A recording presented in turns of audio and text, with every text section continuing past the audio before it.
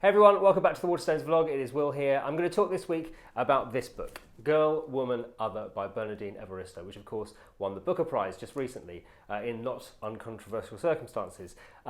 It's an amazing book, and I had a chat with Bernardine about this book a couple of days after the Booker Prize win. I would implore you to watch that interview because it will tell you far more about the book than I'm about to in this vlog. She is so funny and smart and down to earth, and she's very articulate about what this book is all about. So go and watch that. Something will have appeared above my head, and if you're watching this elsewhere, there will be a link to that interview as well. As I say, she's been involved herself in theatre for many years. She went to drama school back in 1979. She's worked a lot in theatre, and in fact this book has a theatrical sort of setup really, in that the main, well, not the main character, the first character that you meet, Amma, is a theatre director, and we know that she's having a show put on at the National Theatre, and so in fact one of the ways in which she's able to bring this sort of ensemble of characters together is on the opening night of her show at the National Theatre.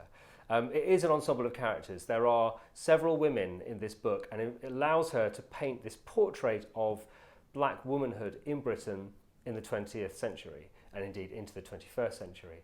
And what was really interesting when talking to her was to hear about how she had built up this cast of characters in a fairly organic way. One person's story would lead into another person's story and lead into another person's, but it allows her to paint, as I say, this landscape of Britain over quite a wide period of time, but without it ever feeling bloated like a historical novel sometimes can.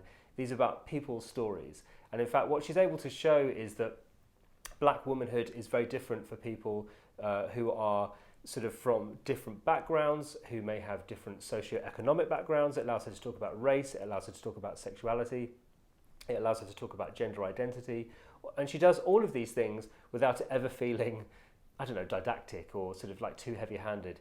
It's always focused on the person and on the character and on their experience, and there is something about her veracity with that, with investing each of those characters with a truth and giving them the time to speak in their own voice about their experience, that makes it a completely enjoyable read. And in fact it's a read that I was able to go through really quickly because it's compelling to learn about these people. So that's Girl, Woman, Other by Bernardine Evaristo. And whilst we're talking about women winning great prizes like the Booker Prize, I just thought I'd mention a couple of other books that I've read recently which are also on some prize shortlists. So a couple from the Baillie-Gifford Award first. First of all, we have On Chapel Sands by Laura Cumming. This book has actually already been covered on the Waterstones vlog. Naomi spoke about it months ago. So a link will appear for that video. Well worth having a look at that. I read it and found it really, really interesting, this book, about her mother being sort of abducted and going missing for a few days and then not remembering much about the experience, and then Laura trying to sort of piece together what had actually happened and in fact discovering so many things about her family and its history through the process. It also involves a lot of stuff about art and paintings because of course that is her sort of day job, if you like, and one of her other fascinations. But it has the kind of, it's like a very slow burn true crime novel, if you see what I mean. It's sort of quite a slow pace, but this piecing together of family history is absolutely fascinating. Going back even further with history, we have The Five by Hallie Rubenhold, which is the story about the 5 women who were killed by Jack the Ripper. And what she brilliantly does in this book is to tell their stories, taking the focus away from him and putting the focus on the women to discover what they had done in their lives and how they found themselves dead in the street or wherever it was they were found at his hands. And it's really amazing that sort of the work that she's had to do, obviously, to unearth these stories when there's some scant historical records in many cases, and she's had to do a fair bit of detective work herself. But I think really important, this idea of refocusing the narrative and looking at the women who were victims rather than at the man who we still don't know who this man was, and he obviously did awful things. So why are we still so fascinated by him? Why are we not more interested in the women?